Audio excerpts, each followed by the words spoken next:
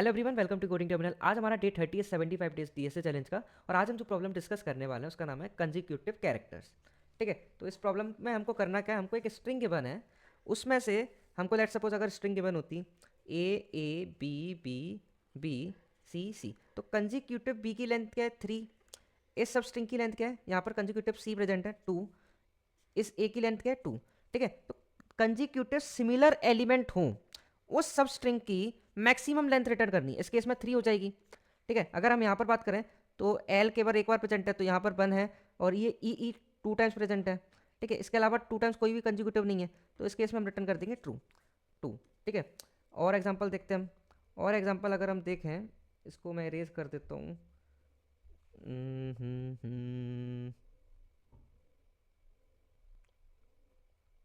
Okay, तो इस example की हम बात कर लेते हैं। अगर इसमें हम देखेंगे तो ए एक बार प्रेजेंट है, बी 2 बार प्रेजेंट है, सी 2 बार, सी हमारा 3 बार प्रेजेंट है, सी हमारा 3 बार प्रेजेंट है, और डी हमारा 4 टाइम्स प्रेजेंट है। और अगर हम ई चेक करेंगे, 1 2 3 4 5 बार प्रेजेंट है, बाकी तब तो इससे कम बार ही प्रेजेंट है, तो हमारा जो मैक्सिमम हो जाएगा वो 5 हो जाएगा, हम रिटर्न कर देंगे 5। ठीक है, तो जिन लोगों ने कल वाली वीडियो देखी होगी उनको तो बहुत ईजी अप्रोच अभी तक आ भी गई होगी। ठीक है, तो जिनने नहीं देखी है तो एक बार वीडियो देख लीजिए, बाकी हम डिस्कस करते हैं किस तरीके से करेंगे।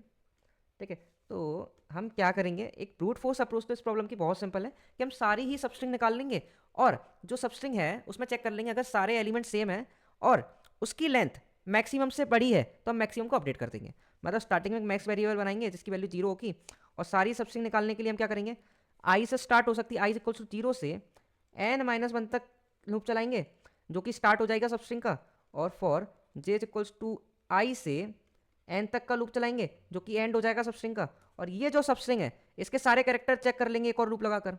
ठीक है, अगर कैरेक्टर सारे सिमिलर हैं तो हमारी मैक्स की वैल्यू अपडेट कर देंगे। ठीक है, बहुत सिंपल सा कोड होगा, आप एक बार करके जरूर देखिएगा कि बाकी हम हमारी ऑप्टिमाइज अप्रोच डिस्कस करते हैं किस तरीके से सॉल्व कर सकते हैं।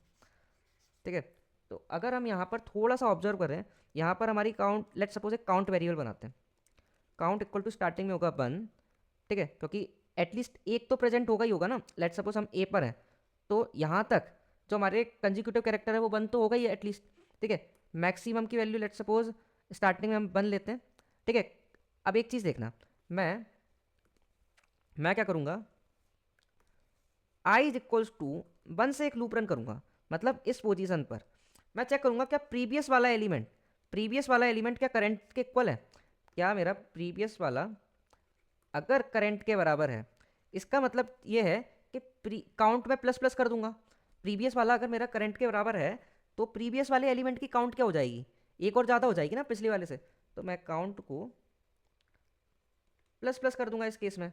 और मैक्सिमम अभी अपडेट हो सकता है क्योंकि काउंट की वैल्यू बढ़ रही है, तो मैक्स को मैं बोलूँगा भाई तुम मैथ डॉट मैक्स इन दोनों में से अभी जो मैक्सिमम वैल्यू है उसमें से और काउंट में से, अगर अभी जो मैक्सिमम वैल्यू हमको काउंट की मिली वो अगर मैक्सिमम से ज़्यादा है तो मैक्स अपडेट हो जाएगा। ठीक है, मैक्स में क्या स्टोर हो रहा है, अभी तक का जो मैक्सिमम आंसर है। ठीक है, एक एल्स केस होगा, एल्स केस मतलब previous previous not equal to current है। Previous is not equal to current का क्या मतलब, हमको एक नया कैरेक्टर मिल गया। ठीक है, नया कैरेक्टर मिल गया तो हम क्या करेंगे, काउंट को अपडेट कर देंगे 1 से, क्योंकि हमारा एक नया कैरेक्टर की लेंथ स्टार्ट हो गई है स्ट्रिंग की लेंथ काउंट होना। ठीक है, काउंट इक्वल टू 1 कर देंगे बस। ठीक है, इसके अलावा हमको कुछ भी नहीं करना, इतने से हमारा सॉल्व जो प्रॉब्लम है वो सॉल्व हो जाएगा। ठीक है, करके देख लेते हैं इसी को हम। बहुत सिंपल सा सॉल्यूशन, अगर कल आपने वीडियो देखा है तो ये सॉल्यूशन आपको बहुत ईजिली समझ में आ जाएगा। वैसे आज भी हमने डिस्कस कर ही लिया है ऑलमोस्ट पूरा सॉल्यूशन कैसे वर्क कर रहा है। तो सबसे पहले एक int max equals two variable बना लेते हैं 1 इंट काउंट इक्वल टू 1, और इस स्ट्रिंग पर हम आइट्रेट करेंगे i इज इक्वल्स टू 1 से i less than S dot length. ठीक है, अब प्रीवियस निकाल लेते हैं। प्रीवियस कैसे निकालेंगे, char previous is equals to S dot char at i-1। ठीक है, प्रीवियस कहाँ पर पड़ा होगा, i-1 पर। और कैर करंट निकाल लेते हैं, करंट कहाँ पर पड़ा होगा, एस डॉट कैर एट आई। ठीक है, अब इसकी दो कंडीशन हो सकती हैं, या तो दोनों बराबर हो सकते हैं या नहीं हो सकते हैं। ठीक है, इफ़ प्रीवियस इक्वल्स टू अगर करंट है तो मैं क्या करूँगा, ट्राई करूँगा हमारे मैक्सिमम को अपडेट करने का और काउंट को प्लस प्लस कर दूंगा। ठीक है, तो यहाँ पर मैं क्या करूँगा, सबसे पहले तो हमारा काउंट प्लस प्लस हो जाएगा, जो हमारे प्रीवियस वाला कैरेक्टर है उसकी फ्रिक्वेंसी, कंजिक्यूटिव फ्रिक्वेंसी एक ज़्यादा हो जाएगी क्योंकि करंट उसके बराबर हो गया है। और मैक्स को अपडेट करने का ट्राई कर लेते हैं, मैथ डॉट मैक्स, अभी जो मैक्स है और जो अभी काउंट की वैल्यू है उन दोनों में से एक वैल्यू ले लेगा ये। और एल्स, एल्स केस में क्या करना है, एक नया कैरेक्टर मिल गया है तो काउंट इक्वल टू 1 से स्टार्ट होगा, फिर से काउंट इक्वल टू 1। ठीक है, और लास्ट में हम रिटर्न कर देंगे, रिटर्न हमारा मैक्स। ठीक है, बहुत सिंपल सा प्रॉब्लम है। और कुछ करना है क्या, एक बार सब रन करके देखते हैं फिर देखते हैं। यहाँ पर हमने लूप में एस डॉट लेंथ के बाद आई प्लस प्लस तो लिखा ही नहीं है, अभी चला के देख लेते हैं। ठीक है, चल गया हमारा, कुछ सबमिट भी करके देख लेते हैं फिर ट्राई रन करेंगे। ओके, हमारा कोड सबमिट भी हो गया है। अब फटाफट हम ट्राई रन करके देख लेते हैं। ओके, तो यहीं पर ले लेते हैं हम हमारा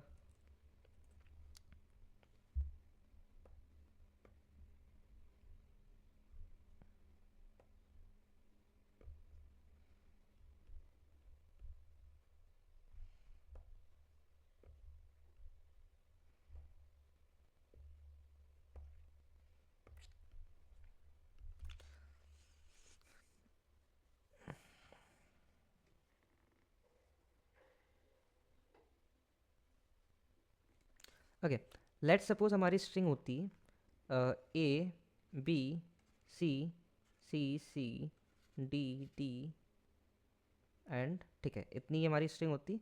उनकी इंडेक्सेस लिख लेता हूँ, 0 1 2 3 4 5 एंड 6।